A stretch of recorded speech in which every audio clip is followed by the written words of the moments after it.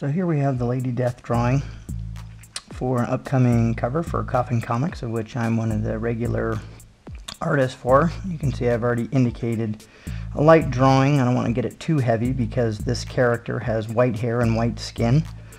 So it's primarily going to be lots of subtle grays, blues and purples in the shadows. It'll be a very cool kind of moody piece that's more, a little bit more of a fine art flavor for this illustration, since it doesn't indicate a specific or background or scene for the character. And I submitted 3 or 4 different drawings to the publisher before this one was accepted and chosen. So I'm going to be using the barrel Prismacolor, which I like quite a bit for the pencils, and doing what I call an underdrawing instead of an underpainting, only because I'm more comfortable with it and I'm pretty fast with the pencils. I like the even strokes and the fact that I'm not having to dip a brush constantly into water or paint or media. So it's really just personal preference, but because I'm a big fan of drawing and shading, this for me over the last 20 years has kind of developed into one of my more favorite techniques, but not something that I exclusively use. Over here there's a Thunderbolts cover that I'm working on, but I was painting this live at a show in Mexico, so I took my watercolors with me because it was a good, portable, easy thing to do, and I can actually work on a piece like that even on the airplane.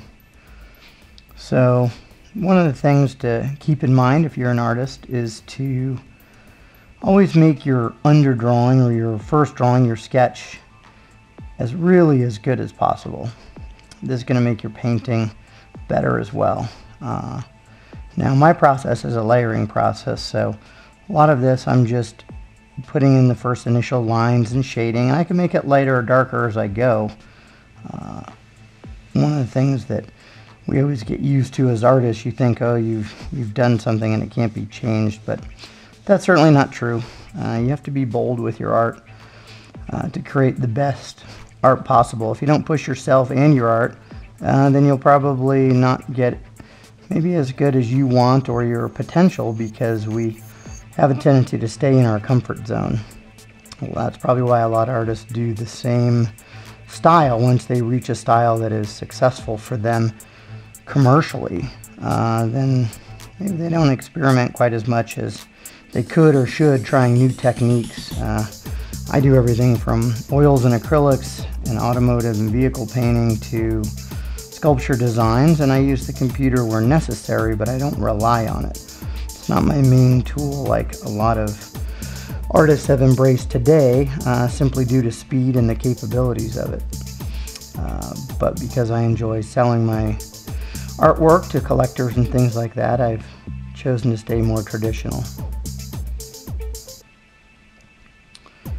So make your drawing as good as you possibly can, and you'll have a better chance for a successful piece of art when you're done.